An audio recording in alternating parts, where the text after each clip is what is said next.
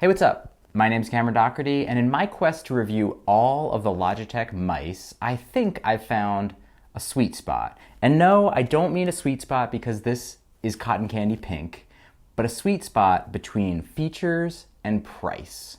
This is the Logitech Signature M650 mouse, and I think for the masses, for most people, for most use cases, this is probably the best value you could get from a Logitech mouse. We're going to take a look at this $40 mouse, look at all the features that it has, look at the one glaring feature that it is missing, and talk about why I like it so much. Starting with build and design, I think that this mouse is just nice and simple.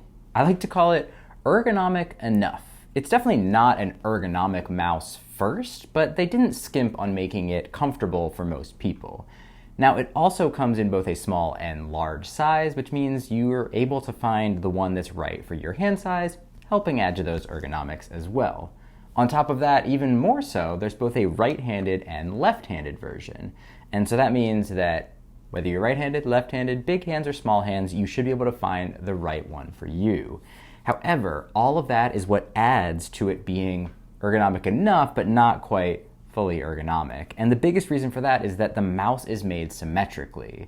So because of that, you don't have the nice cradle to your hand that many true ergonomic mice have, and instead you have just a rounded top with a little bit of a narrow body that makes it not the most ergonomic, but ergonomic enough.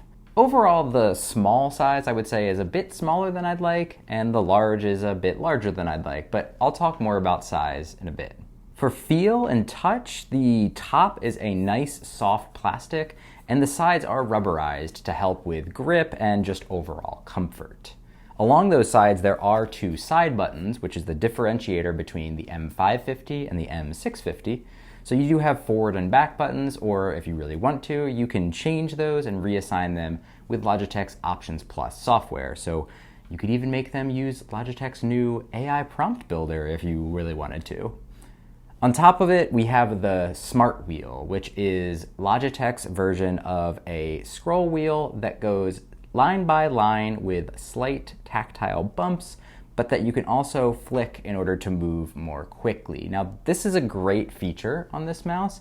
It is not as good as the mag speed that you'll get on some of the very high-end Logitech mice, but it is great to have this, and it is way better than just a standard scroll wheel because it does give you that ability to go up and down large pages very quickly. Now, if you decide that you want to pick up one of these M650 mice, then by all means go right ahead and grab one from the affiliate links down in the description. And when you do so, you get to choose between 5 different colors and 3 different types. Now, the complicated thing is that not all 5 colors and all 3 types are available in each of the combinations. So I put together a little grid. If you're looking for either a black or white mouse, then you have the pick of the lot. You can get the small size M650 or the large size M650L. You can also get the left-handed variant, which oddly only comes in the large size. But all of those are available for the black and white models. But in addition, there are the pink that we have here, the blue, and red. Pink is only available in the small right-handed version, blue is only available in the large right-handed version, and red is also only available in the large right-handed version. Why they made this so complicated, I do not know, but now you can look and see which ones are available for your needs and decide which color is right for you. If you're on the fence about size, I'd recommend going to my review of the M550, which is the slightly little brother of this one. In there, I talk about how you can determine whether you are a small or a large size, and essentially Logitech's recommendation is to use 4 credit cards stacked up and measure your hand against them. And if you're at about 3.5 cards or more, that's when you'll want to go large, and if you're a little bit less, that's when you're going to want to go small. Now, I think the small is compact without being super small. It does require most people, though, to use a fingertip grip, whereas the large one, I have the M550 here in large, if you have more medium-sized hands, you can go with a full palm grip, but if you have larger hands, you also will have to go with a fingertip grip. So the large one is good for large hands and good for palm grips for people with smaller hands. Overall, my opinion, I'm right at that point of a medium hand, right exactly like 3.5 cards, which is the kind of the tipping point. And the more I've used the small version as I've been testing it, the more I like the small version. So if I had to get one or the other, I would definitely go small. It is more comfortable when you're doing the fingertip grip. And in particular, when you start adding in the side buttons, you want to make sure that your thumb is going to be placed right to use those. Otherwise, if you're not able to use those readily, then you might as well get the M550 and save the $10. Speaking of features, let's jump fully into functionality and features. Now, this mouse has one of my absolute favorite features, which is quiet clicks.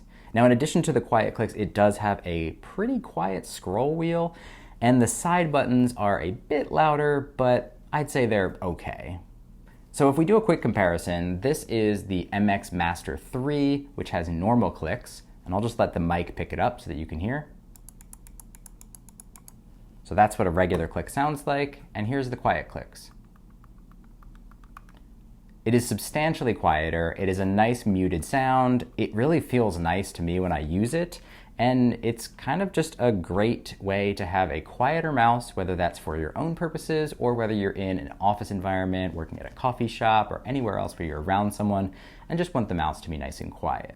As I mentioned, the scroll wheel is pretty quiet as well. You probably can't even hear it on the microphone there. And if I click that, slight sound to it. And then the side buttons, which I said are just a little bit louder, but not terrible. They could be a lot worse, they could be a lot better.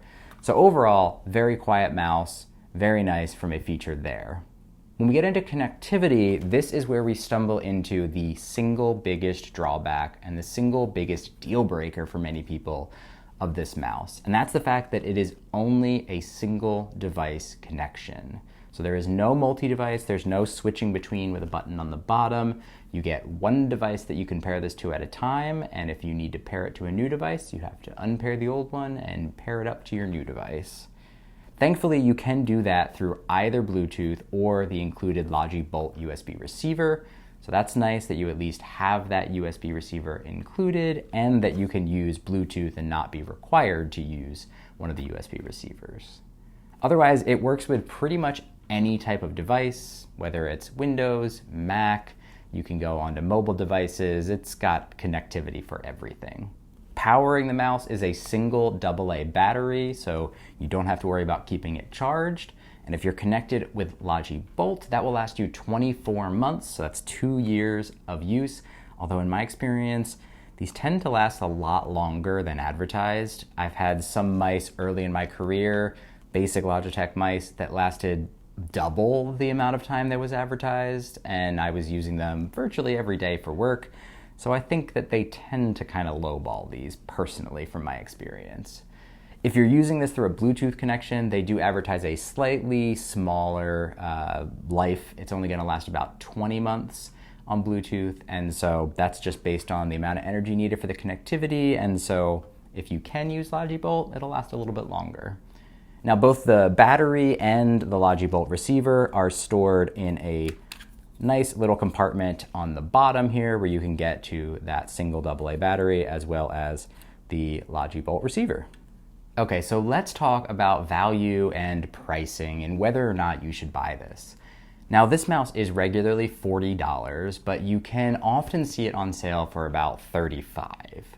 This fits in right kind of in the middle of the Signature series of mice. You have the 550, 650, and 750, which is kind of complicated. The 550 doesn't have the side buttons and is $30. This adds the side buttons and costs $40.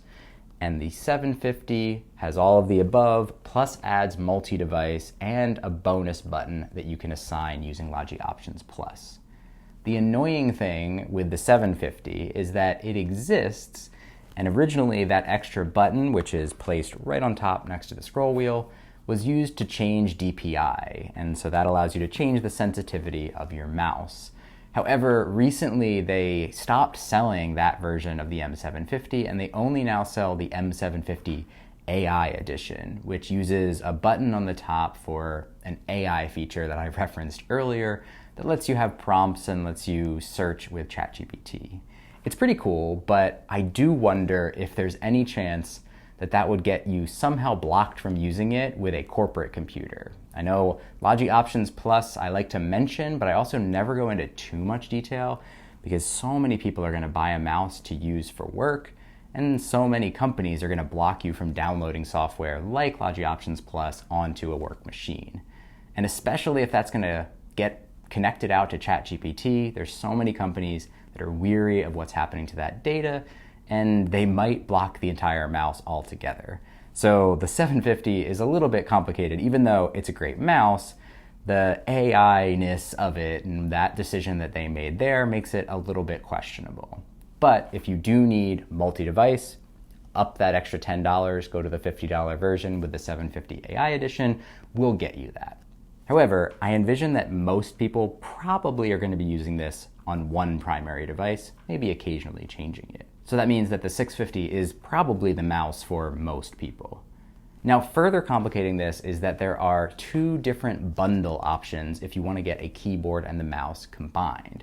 The first one is called the MK650, which combines the Signature K650 keyboard with the M650 mouse. This retails for $70, and it kind of, in my opinion, looks like a corporate standard issue keyboard. Not to be a snob, but I think you can do better.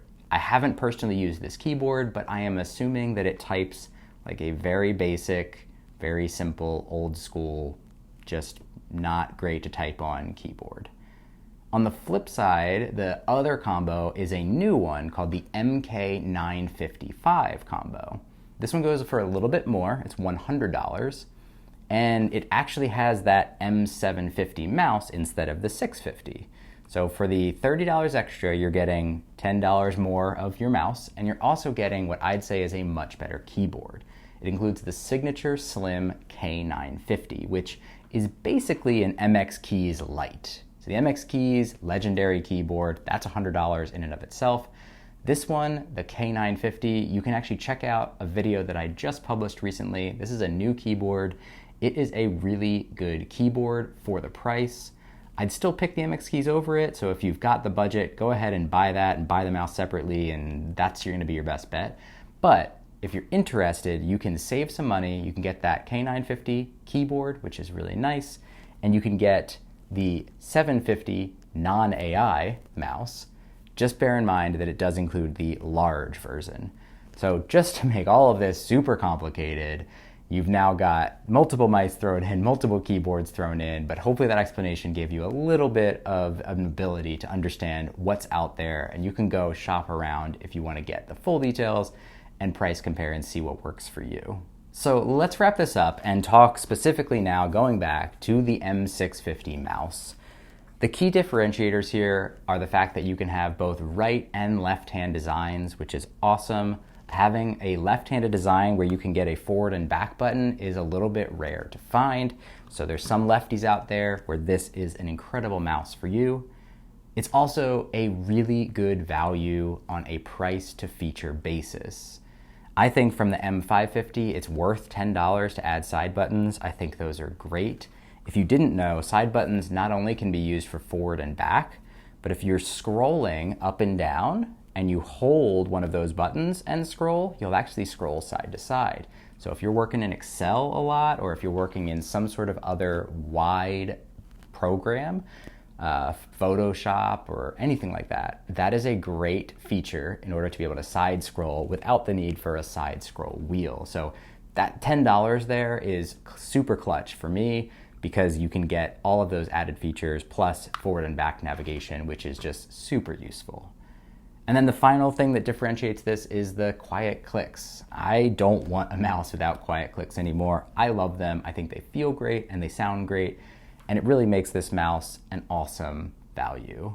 Now, beyond those differentiators, there is the one very big deal breaker, the elephant in the room, and that is the lack of multi-device. And so if you are somebody that wants one mouse on your desk and you've got multiple devices that you want to swap between, this is not going to do it for you. However, for anybody who is not in that camp, for anyone who just wants a mouse to work with their desktop, a mouse to work with their laptop, a mouse to work with their work computer, whatever it may be. If you've got a single use case, for $40, this gets you the best of many different features without very many drawbacks. And that's why I think this is a sweet spot between price and features and the mouse that so many people should buy. Thank you so much for watching. I will see you in the next one.